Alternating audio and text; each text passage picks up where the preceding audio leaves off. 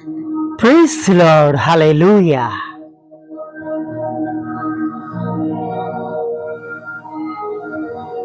Good morning. સવારની સલામ.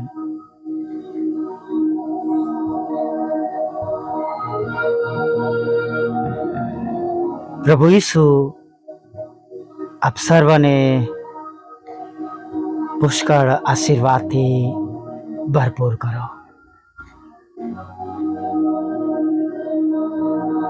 ફરીને એકવાર જીવતા ઈશ્વરની પ્રેઝન્સમાં નમવાને માટે, તેમનું ભજન કરવાના માટે, તેમની સ્તુતિ કરવાના માટે, તેમની આરાધના કરવાના માટે તેઓએ આપણને આ સુંદર તક અને પળ પૂરી પાડી છે. બહુ સુંદર વચન આપણી પાસે છે કે તારા પગને ડગવા દેશે નહીં.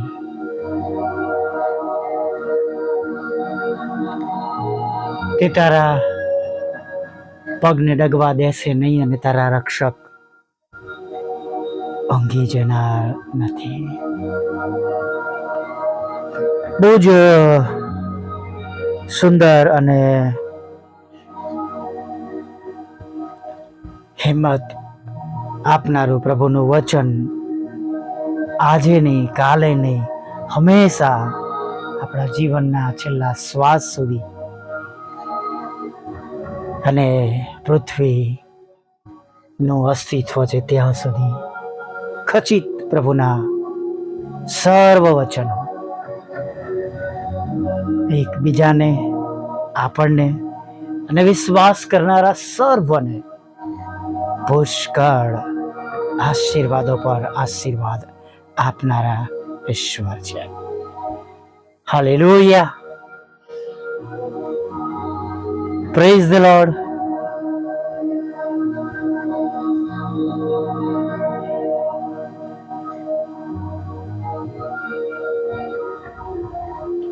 બાઇબલની અંદર હમણાં થોડા દિવસ પહેલા આપણે જોયું હતું કે સૌથી મોટું જમણ કે મિજબાની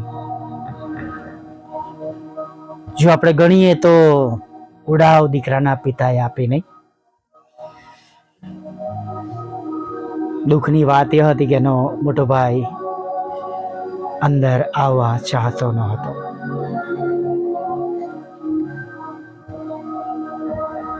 પણ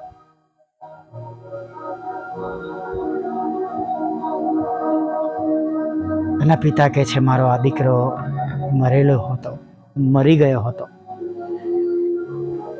મતલબ ખરાબ કામોમાં મરી ગયો હતો, પણ સારા કામો પ્રભુના નામ જીવતો થયો. મને સહી સલામત પાછો મળ્યો છે. હાલેલુયા. Praise the lord. જો એવી રીતના અર્પણની વાત કરીએ, ઈશ્વરને ભેટ, અર્પણ, દાન,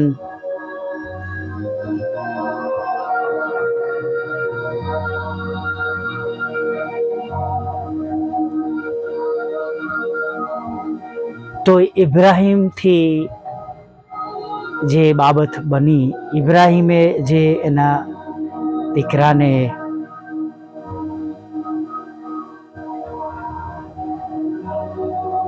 અર્પણ કર્યો, એનાથી મોટી બાબત કે એનાથી મોટું અર્પણ કોઈ નથી, નહીં? એને મોરિયા પર્વત પર લઈ જવાનું કહે છે.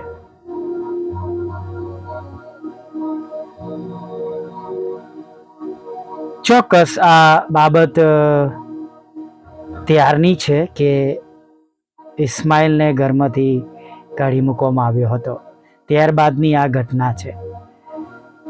અને એટલે વચનમાં તમે વાંચો કે તારો એકનો એક દીકરો,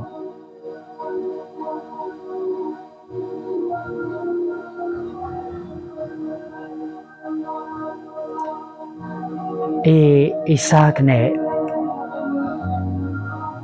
અર્પણ તરીકે ઈશ્વર તેની પાસેથી માંગે છે.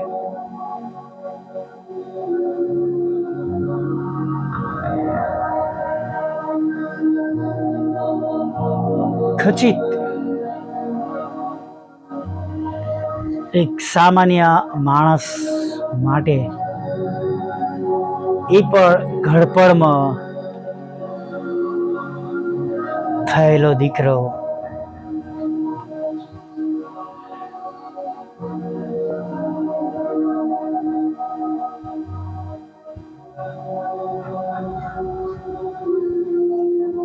દેવ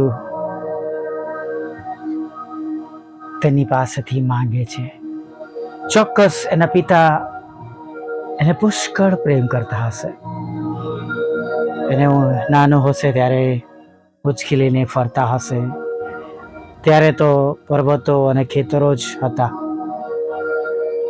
ત્યાં લઈ જતા હશે. ઘેટાના ટોળા, ઊંટો કે બીજા જે કઈ એ સમયમાં જાનવરો હશે,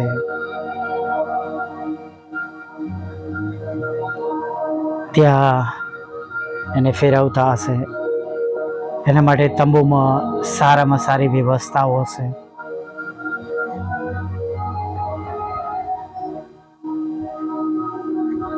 અને જેના હાસ્યથી તેનું હૃદય આનંદથી ભરાઈ જતું હશે.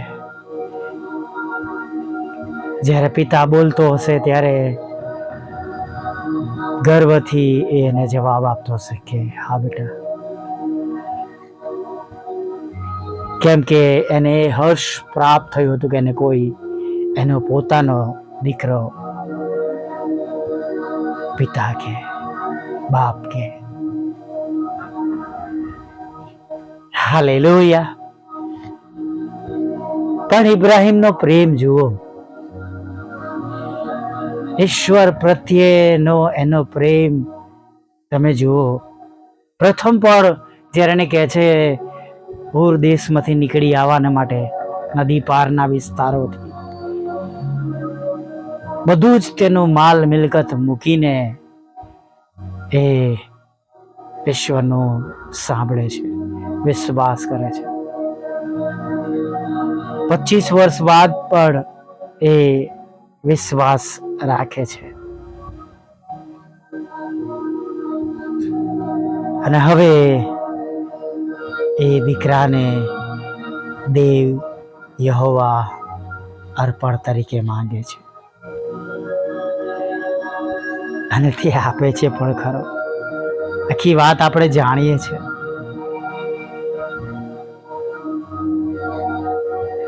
જૂના કરારની અંદર એવું મોટું અર્પણ બીજું કોઈ ન ગણી શકાય. એવું કહેવાય છે કે જે શાસ્ત્રના મોટા મોટા અભ્યાસકારી હતા કે એ જે જગ્યા, ત્યાં યરુશલેમનું મંદિર, ત્યાં જ્યાં યાકોબને સ્વપ્ન આવ્યો ને સુલેમાન રાજાએ જ્યાં મંદિર બનાવ્યું, અને એ આખી યોજના જે હતી ઈશ્વરની, જાણે કે એ પ્રમાણે તેમના એકના એક દીકરાને આપવાની હતી. પણ આપણે એ જાણીએ કે ઇબ્રાહીમે ઈશ્વર પરના એટલા બધા પ્રેમના કારણે પોતાનો એકનો એક દીકરો પણ તેમને બલિદાન આપતા તેમનો હાથ પાછો રહ્યો નહીં. તેણે ધાર્યું કે જે કંઈ મારવા માટે હોય એ ઉગામ્યું, અને દેવ હાંક મારે છે ને તારા દીકરાને કઈ ઈજા ન કર. દીકરો પૂછે છે ત્યારે પણ કહે છે નહીં, ઘેટો દેવ પોતે મેળવશે. એનો વિશ્વાસ કેટલો ગજબનો હતો. હાલેલુયા. આપણા પ્રભુ એવા નથી કે આપેલું લઈ લે.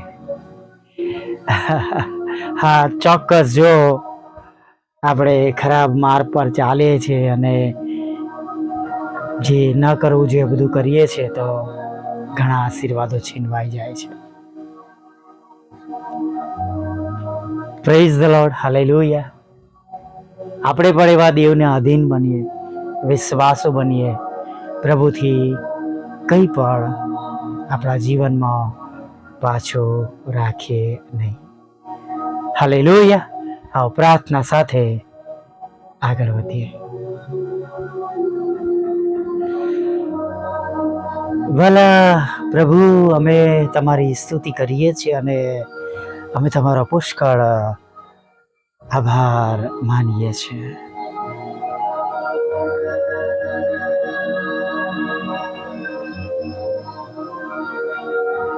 ખરેખર પ્રભુ,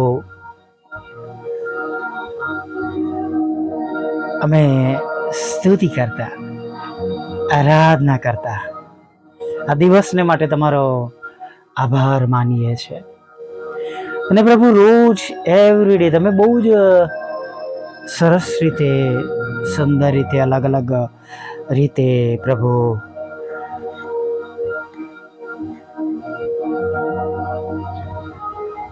તમે અમારી સાથે વાત કરો છો, અમને શીખવાડો છો, અમને સમજાવો છો. તમારું મહત્વ અમારા જીવનમાં કેટલું હોવું જોઈએ, અમારો પ્રેમ તમારા પ્રત્યે કેટલો હોવો જોઈએ, જગતની બાબતો પર કે બીજી કોઈ બી બાબતો પર તમારા કરતાં વધારે પ્રેમ ન હોવો જોઈએ. ઘણું બધું તમે અમને રોજ શીખવાડો છો, તેના માટે અમે તમારો આભાર માનીએ છીએ. હા પ્રભુ, રખેને અમે એવી લાલચમાં ફસાઈએ અને તમારાથી દૂર જઈએ. માટે પ્રભુ, અમને જગત પર પ્રેમ કરતા પહેલાં તમારા પર વધારે પ્રેમ કરતા શીખવો, એવી પ્રાર્થના કરીએ છીએ. પ્રભુ, અમારી સાથે રહેજો, અમારી સંભાળ લેજો, અમારી કાળજી લેજો. અને વિશેષ પ્રભુ, આજના દિવસમાં જેમ અને જે રીતે અમને તમારા બાળકો તરીકે તમારી જરૂર છે, એ પ્રમાણે તમે તમારી મોટી દયા, કૃપા, કરુણા અમારા ઉપર રાખજો, એવી અમે પ્રાર્થના કરીએ છીએ. હંમેશા પ્રભુ તમારી કૃપા, દયા અમાર પર રાખજો. અમને નદીની પાસે રોપાયેલા ઝાડ જેવા બનાવજો. અમને પૂછ નહીં શિર બનાવજો. અમને ઉછીનું લેનારની અમને ઉછીનું આપનાર બનાવજો. અને જેમ સ્વર્ગમાં તેમ પૃથ્વી પર તમારી ઈચ્છા પૂરી થાય, તમારું રાજ્ય વહેલું આવે, એવી પ્રાર્થના કરીએ છીએ. સર્વ પ્રકારના બીમારો, રોગો, જીવલેણ રોગોથી પીડાતા લોકો, નિદાન પામેલા લોકો, ડાયોગ્નાઇઝ થયેલા રોગો, પ્રભુ બધા જ તમારા લોકોના શરીરમાંથી નાશ પામે, એવી અમે પ્રાર્થના કરીએ છીએ. પ્રભુ, સાથે દયાળુ પ્રભુ, જેઓ બદફેલીઓમાં છે તેમને પણ તમારી પાસે લાવીએ છીએ. સાચા માર્ગ પર પાછા લાવો. દરેક ખરાબ બાબતોને, ખરાબ આદતોને, વ્યભિચારને અને વ્યસનોમાંથી બહાર લાવો.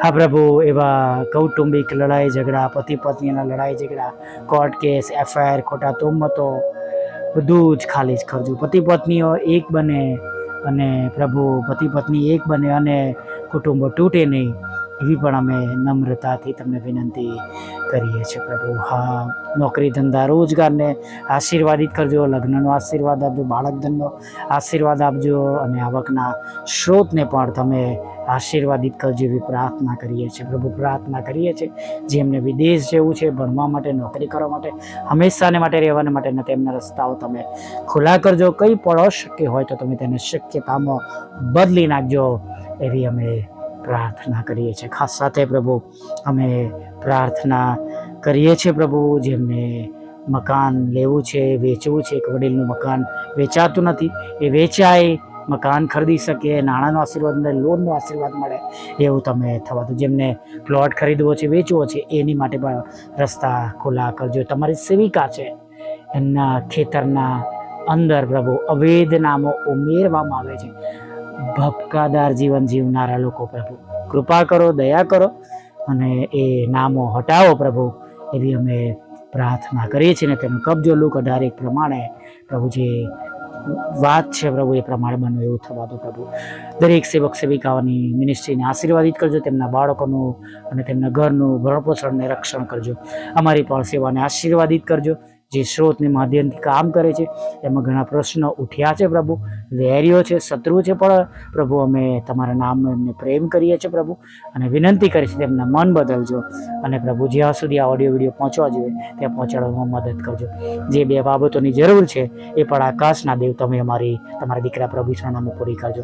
હમણાં સુધીમાં થયેલા પાપોને માફ કરજો અને સાંજે આભાર મંત્રી લેવા માગતા ઈસુ નાઝારીમાં આટલું સાંભળો દે બાપ, માન્ય કરો. આમીન, આમીન, આમીન.